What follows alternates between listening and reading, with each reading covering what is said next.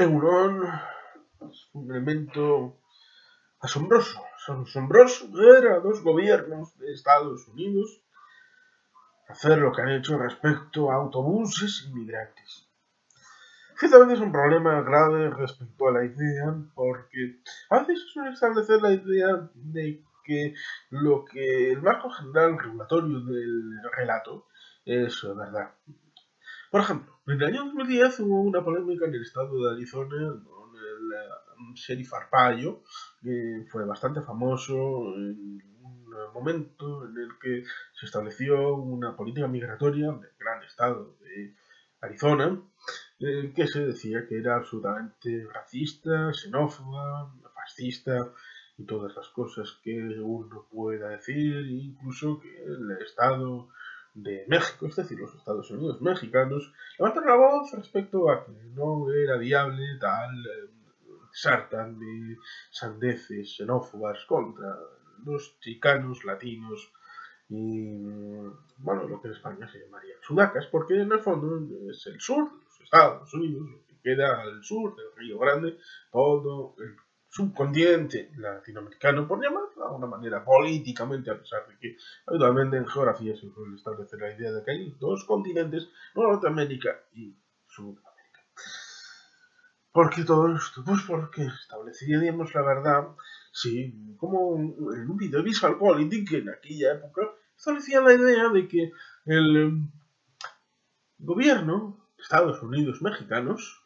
tenían una política migratoria que era calcada de la que acaba de asumir el gran estado de Arizona y por lo tanto ciertamente era absolutamente hipócrita establecer una cierta voz de levantar contra el ámbito migratorio por parte del gran estado de Arizona, porque ciertamente para con sus hermanos centroamericanos el elemento migratorio de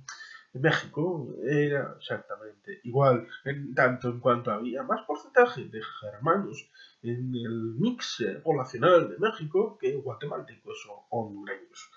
Pero ciertamente la forma de prejuicios tiene importancia y base sustancial a hacer lo que algunos acaban haciendo, pero eso evidentemente tiene consecuencias políticas y legales. Hemos conocido ciertamente que el gobernador de Texas, Greg Abbott, había fletado una serie de autobuses para ponerlos enfrente de la residencia de la vicepresidenta Kamala Harris, del Partido Demócrata, después de la victoria en las elecciones de 2020, que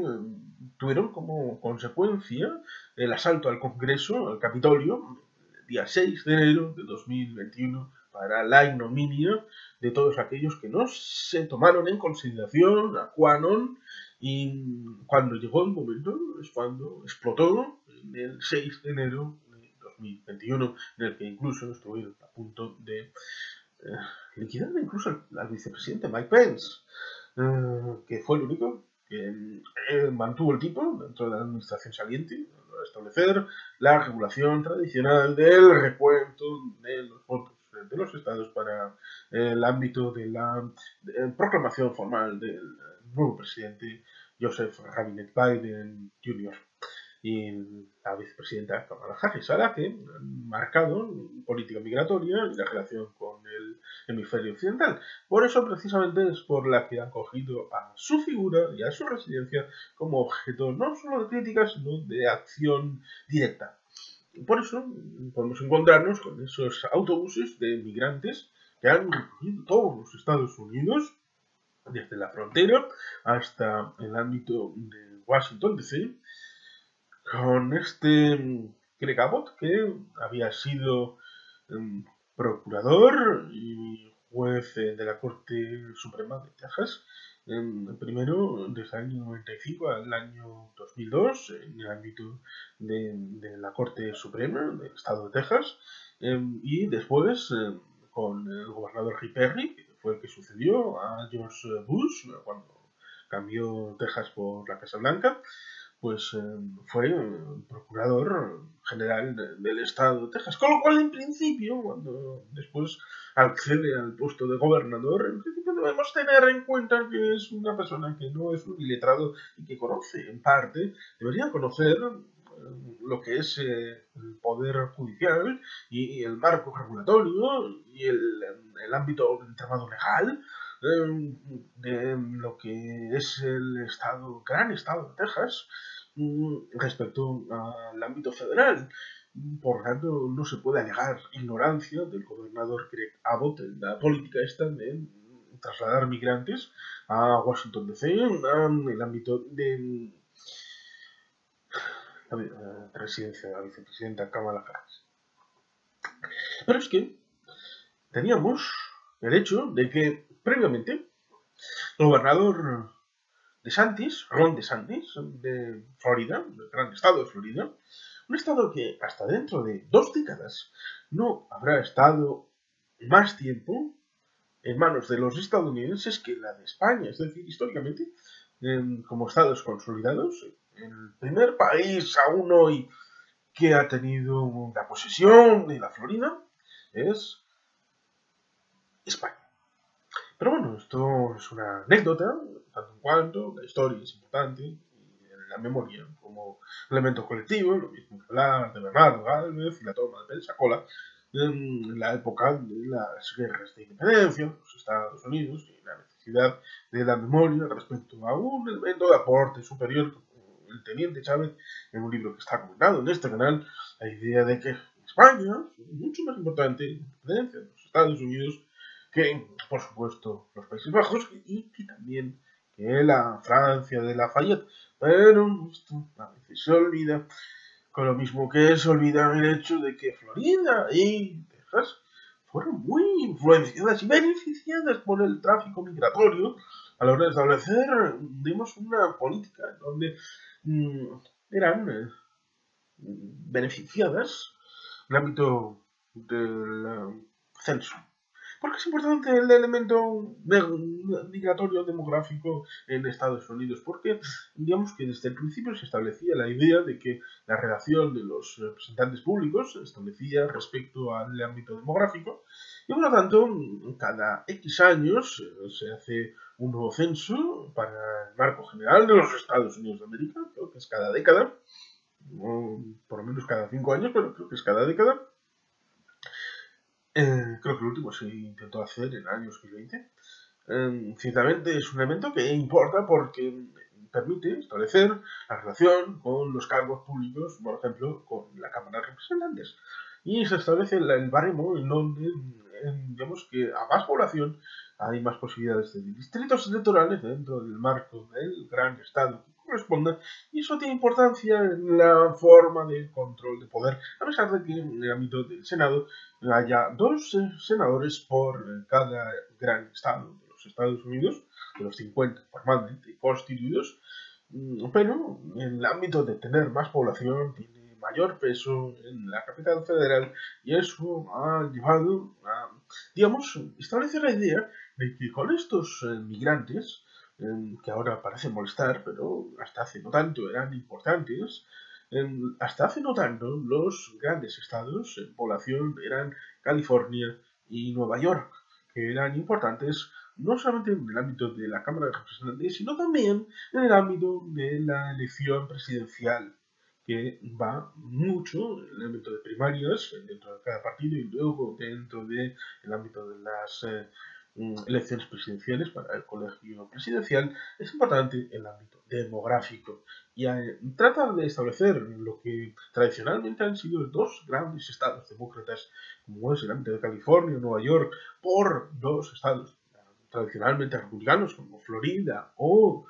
Texas. Era muy importante para marcar la pauta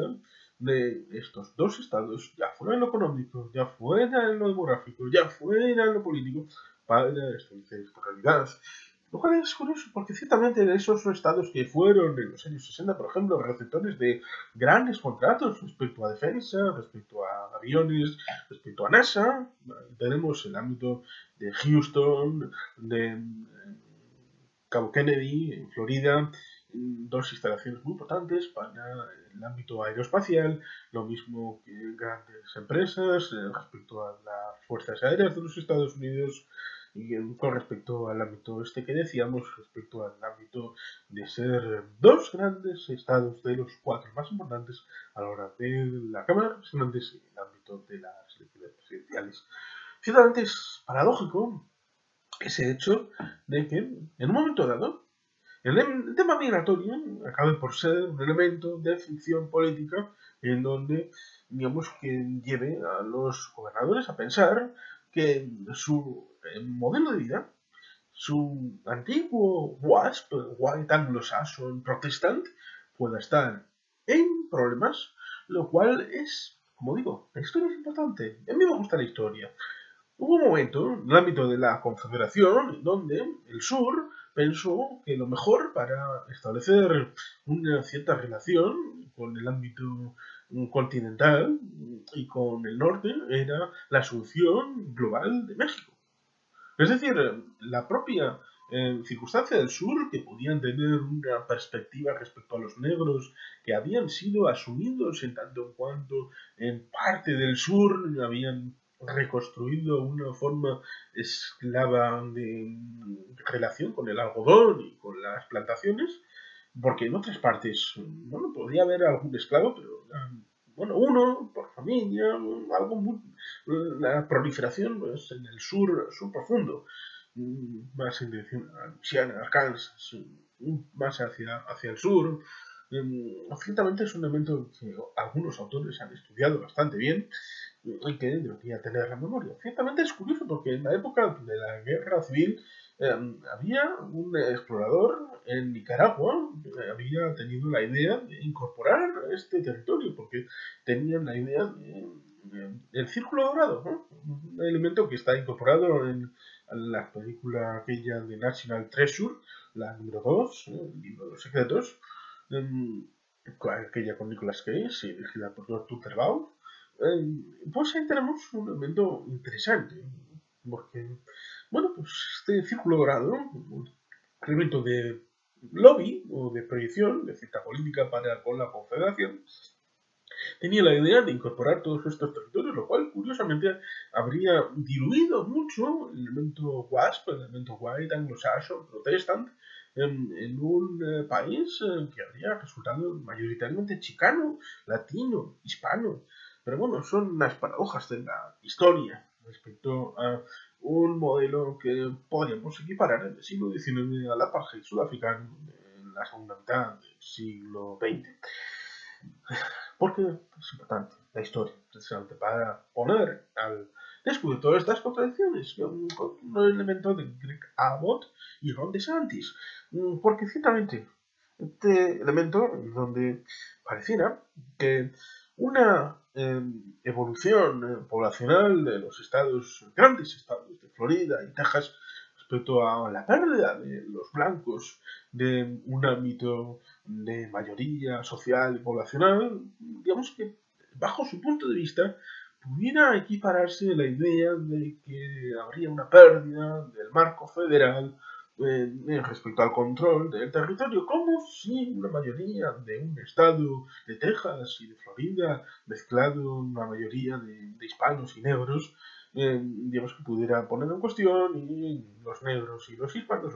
y los negros fueran separatistas por naturaleza y por genética y quisieran establecer un estado africano o hispanoamericano en el ámbito de Texas o de Florida, lo cual evidentemente es un elemento absolutamente aberrante y que pone de relieve elementos de contradicción para con la realidad política y mental de algunos que pueden acabar siendo unos nuevos Alfred Rosenberg, pero en el siglo XXI y sin aparecer el tipo del bigotito por ningún lado. Pero por otro lado, otro elemento importante a la reflexión es el elemento jurídico-político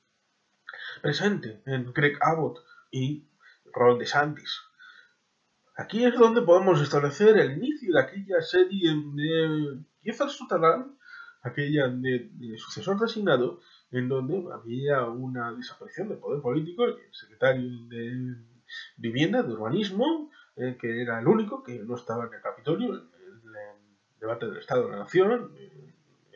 marco del Estado de la Unión, ese discurso que da el presidente al inicio de cada año para marcar las líneas generales de la realidad de los Estados Unidos. Pues en aquella serie al inicio hay un gran atentado que elimina a las grandes cabezas y solamente hay en el orden de sucesión el único que queda para ese marco es el ámbito del secretario de Vivienda, que es Kiefer Sutherland. Y en ese inicio de la serie, en esa primera temporada, hay un problema migratorio en donde un gobernador de un estado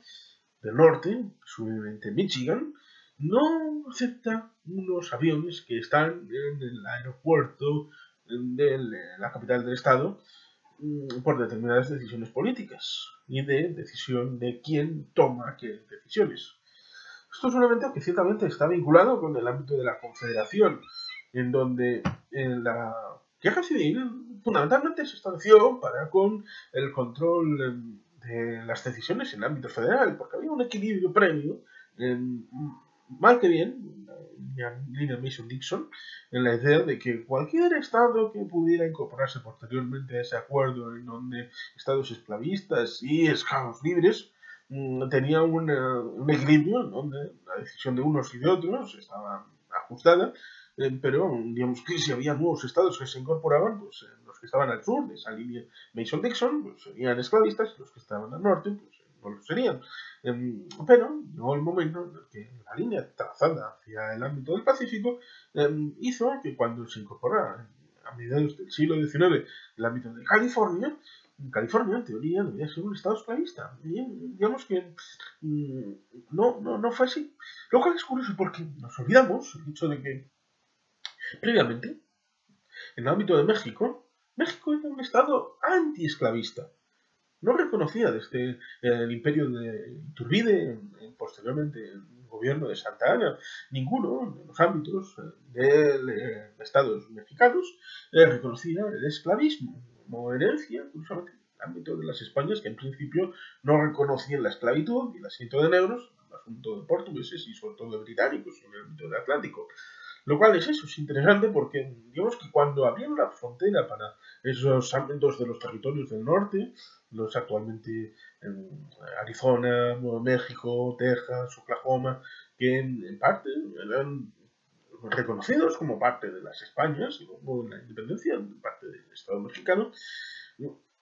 había poca gente. Y por eso fueron difíciles de asentar y de controlar por el nuevo Estado mexicano, el imperio de Iturbide y por los sucesores. Por eso es interesante cuando llegan los colonos, por ejemplo, Austin, Houston, que acabarían haciendo en la década de los 30 del siglo XIX las independencias en el ámbito de Texas, y luego con la guerra que amplió todo el territorio. Bueno, pues ahí tenemos esa realidad en donde son los colonos los que tratan de imponer la esclavitud en el estado de Texas. Es decir, formalmente crearon la independencia del estado de Texas, aunque no eran independentistas realmente porque eran unionistas y trataban de establecer la unión para con el marco federal, a pesar de que Van Buren, en la década de los 30, no aceptó la anexión de Texas y tendría que ser otro en la década de los 40, es decir, una década después de haber establecido esa independencia con el ámbito de la batalla del Álamo, todos esos iconos históricos en el ámbito del gran estado de Texas. Bueno, pues tenemos esa realidad de acabar por incorporarse en el marco de los Estados Unidos y ser, como habían exigido, un estado, el gran estado de Texas, esclavista. Pero tiene todo ese pasado en la confrontación de la creación contra los no esclavistas, como era el Estado de México. Ciertamente la historia debe poner a cada cual en su sitio. Y ciertamente el hecho de, políticamente, que un gobernador, habíamos establecido la idea de que era Greg Abbott, pero también Ron DeSantis desde Florida, que un gobernador desde el ámbito público coja autobuses financiados por el público, por la comunidad, porque no solamente están los blancos racistas, sino también contribuyentes, son los negros, los hispanos, todos contribuyen al marco de la hacienda global, están pagando también esos autobuses que cogen migrantes desde el ámbito de la frontera y los llevan a la residencia de la vicepresidenta en Washington, D.C. Esto es ilegal e ilegítimo, no solamente por el hecho político y del desvío de fondos, sino también por el mero hecho de que están suplantando a las mafias. Unas mafias que tienen esa relación con los migrantes en tanto en cuanto les mienten. Les mienten desde el ámbito privado, porque de alguna manera, estableciendo la idea de que montaros porque en vuestro país estáis muy malitos, ya lo sabéis, no tenemos que deciros nada, no tenéis que llevaros a coca, no tenéis abrigo, no tenéis vivienda, no tenéis nada, y por lo tanto tenéis que emigrar a un lugar donde haya riqueza. Y ese lugar pues, es los Estados Unidos en el marco del hemisferio occidental. Y ahí se producen caravanas, a veces políticas, a veces también económicas, que suele ser lo más habitual, desde países ya sea en el ámbito de Honduras, de Nicaragua, de Guatemala, hacia en dirección a los Estados Unidos, atravesando México, que a veces hace la vista gorda, porque como sabe que nadie se va a quedar en su sitio, pero si sabe que se van a quedar en su sitio, el muro que se hizo por Donald Trump en el ámbito de México, Estados Unidos, lo tienen doble o triple en el ámbito de México con Guatemala. Esa sería otra, el muro construido por los mexicanos. Pero no vamos a hablar del muro de México con Guatemala, sino el hecho de que se estaría produciendo una nacionalización de las mafias, en tanto en cuanto, digamos que mientras las mafias son un elemento privado, en donde les mienten y le establecen un tránsito con la venda puesta, metafóricamente y a veces realmente, para el tránsito de un país a otro, y a veces cobrándoles un buen dinero, digamos, a veces en persona, después de mucho tiempo de ahorros para establecer ese viaje, o en destino para ser reembolsado. Y ahí tenemos también las propias mafias distintas a la hora de establecer la garantía de cobro en unos trabajos muy forzados, aunque sea dentro del país de la libertad.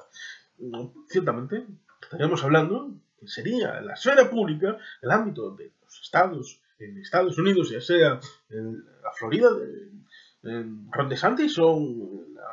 Texas de Greg Abbott, los que habrían nacionalizado esta política mafiosa, estableciendo la idea de que iban a prometerles trabajo, vivienda, comida, pero no en Texas ni tampoco Florida, sino en estados demócratas más al norte, lo cual evidentemente es un elemento de política vidriosamente ilegal e ilegítima, cosa que estarían incurriendo Abbott y DeSantis. Lo cual evidentemente les pondría en el fuera de la ley, porque ciertamente tendríamos dificultades a la hora de entender esta relación con la posible legalidad, de tanto en cuanto digamos que estos estados de Estados Unidos estarían cometiendo lo que digamos sería contrario a la normativa y digamos que sería un elemento en donde tendríamos es que digamos que eh, si fuera otra circunstancia, pensemos en un elemento de catástrofe natural en donde temporalmente tuvieran que acercarse, digamos que personas de otros estados más al norte, de los propios Estados Unidos, digamos que a los estados del sur. Y digamos que eh, ¿qué política aceptarían respecto a esto? Es decir, que si otros estados del norte hicieran esta política respecto a personas que les enviaran en autobuses sin contar con el beneplácito ni información ni a nivel federal ni a nivel del ámbito, aunque igual posteriormente sí hagan esa comunicación con los estados receptores, digamos que es algo que no tiene menos sentido, porque estaría trastocando el poder federal y el poder de los estados, lo cual evidentemente, como digo, es la base del conflicto del ámbito de la federación y el ámbito de los estados en el sustrato de la guerra civil, el ámbito de la confederación, que solamente tuvo importancia y cristalizó la guerra civil en tanto en cuanto la elección presidencial, que suele ser el primer martes, después del primer lunes de noviembre, después hay un periodo de interim en donde el presidente saliente está ordenando sus asuntos antes de dejar la Casa Blanca y el que entra, vemos que está preparándose. En aquel caso era difícil porque había que ir desde cada estado a la conformación del grupo del comité de elección presidencial, que es una elección indirecta, que formalmente es el que elige al presidente, y este se solía juramentar el 4 de marzo, lo cual evidentemente a comienzos del siglo XX para Franklin Delano Roosevelt en el año 1933 se establece la idea de que, bueno, pues para la siguiente elección presidencial, en vez de ser el 4 de marzo, sea el 20 de enero, porque vimos que los plazos han sido distintos, la forma de comunicación es mejor y no hay que esperar tanto. Pero hasta precisamente después del primer tercio del siglo XX, digamos que había ese interim, y en el año de 1961 se cumplía un siglo. Por eso se establece a veces el paralelismo entre Kennedy y Lincoln, en el que en 1860 se produce la elección presidencial en la que Lincoln gana, pero hasta 1861, el 4 de marzo, no entra en funciones el presidente Lincoln. Hay la diferencia con John Fitzgerald Kennedy, que entra en funciones el 20 de enero de 1961. La diferencia de ámbitos de periodo de interinidad entre el ámbito de Ike con Kennedy y el ámbito de Lincoln un siglo antes. Por eso es interesante, porque en ese periodo, entre noviembre y marzo, prácticamente 5 meses, los estados del sur tomaron para sí el control de las fronteras de los estados, controlaron las instituciones federales, desde correos al ámbito de aduanas, los edificios federales, justicia, los elementos que hacían construir una estatalidad propia en los estados del sur. Por eso, cuando llega el momento del choque de trenes, el 4 de marzo del año 1871, el sur está prácticamente configurado como un estado de facto que puede hacer frente a la federación. Pero es eso, el elemento de origen es un choque competencial entre los estados del sur y del norte, cosa que están ejecutándose, quiera o no, Abbott y Ron DeSantis con esta política de llevar unos autobuses con migrantes, el estilo más puro de mafia, al ámbito de la residencia de la vicepresidenta de los Estados Unidos. ¿Por qué? Pues porque este es un elemento susceptible de la cláusula federal. ¿Y cuál es la cláusula federal? Vamos a establecer con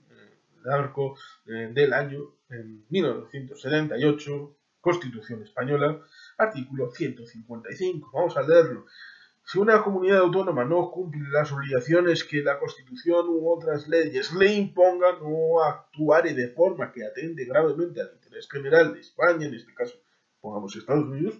el gobierno, previo requerimiento al presidente de la comunidad autónoma y en el caso de no ser atendido con la aprobación por mayoría absoluta del Senado, podrá adoptar las medidas necesarias para obligar a ella al cumplimiento forzoso de dichas obligaciones para la protección del mencionado interés general. 2. Para la ejecución de las medidas previstas en el apartado anterior, el Gobierno podrá dar instrucciones a todas las autoridades de las comunidades autónomas. Cambiemos comunidades autónomas por estados de los Estados Unidos y un poquito más. Y tendríamos el marco de cláusula federal que podría el Gobierno federal aplicar en el marco de los Estados Unidos de América, obligando a que estos estados, de manera forzosa, retrotraigan y recuperen a esos migrantes y que anulen estas prácticas mafiosas de traslado forzoso desde la frontera hasta el ámbito de estados demócratas, como también hicieron con avión. Lo han hecho también con avión, varios aviones a islas donde residen grandes fortunas ligadas al Partido Demócrata. Lo cual, como digo, es un elemento que destruye la confianza federal y es un elemento que es importante, porque puede ser un punto de cambio, de giro, en el choque de los estados y el ámbito federal, y eso, como digo, acabó bastante mal en el pasado. Con lo cual, ciertamente, tiene trasfondo en el ámbito demográfico, político y, digamos, de futuro, de las decisiones que se toman. Porque es una asunción desde el ámbito del gobierno de los estados, del gran estado de Texas y del gran estado de Florida, un riesgo jurídico, político, como digo.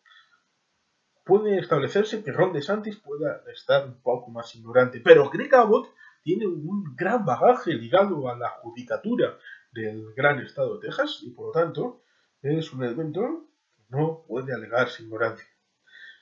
Y ciertamente, también hay asesores y gabinetes y más realidades a nivel estatal que pudieran haber dicho, no nos estaremos equivocando, Greg, Ron, y han llegado hasta aquí. Ha situado el asunto a nivel internacional, que nos hemos enterado fuera de los Estados Unidos. Y como digo, el trasfondo es grave, es importante, y debe de establecerse con precisión meridiana esa realidad de la dificultad de poder establecer en su justa medida esta gravedad de la importancia de ese choque de trenes que casi mejor entrara de oficio el Tribunal Supremo para poner en pared antes de que pudiera salirse de los rieles y descarrilar y, como digo, tiene el potencial de convertirse en un elemento muy grave a pesar de que puedan establecer la idea de que pueda ser instrumental respecto a las posibles elecciones estas de medio término como cara a las vistas de dentro de 2 años la elección presidencial para tratar de quitar a los demócratas de la Casa Blanca en donde están hace 2 años. A veces, con una chispa instrumental, se pone en cuestión el edificio y prender un pequeño fuego puede costar perder el edificio entero. Y eso de reconstruir es difícil. Miren lo que costó la reintegración de los estados del sur a lo largo del final del siglo XIX a la hora de reconstruir no solamente materialmente la quema de Atlanta y de otras ciudades, sino también las confidencias, las relaciones humanas, las lealtades, las complicidades entre los ciudadanos y entre estos la administración, los demás marcos de los otros estados y el ámbito federal. Ha costado mucho restablecer esa situación después de una cruenta guerra civil, la de 1861-1865, aquella definitiva rendición en Appomattox por parte de Robert E. Lee. Y también debemos, a más establecer que este elemento también ha incorporado el hecho de tratar de ilegalizar la bandera de la Confederación, tirar estatuas de alguien, por ejemplo, Robert E. Lee, que era antiesclavista, pero muy leal al viejo sur. No entender la historia puede conllevar a conflictos en el presente y en el futuro que se van alimentando de muchos elementos, muchos ingredientes que no se comprenden y se coronan con estas circunstancias, como la de coger a migrantes, mentirles, montarles en autobuses y dejarles enfrente de la casa de la vicepresidenta de los Estados Unidos. No solo es un error, sino también es un crimen. Pero en fin, ya veremos en qué términos se desarrolla y acaba concluyendo, si es que concluye favorable o desfavorablemente. Y sin más, soy el casco, a otro debate de Tigel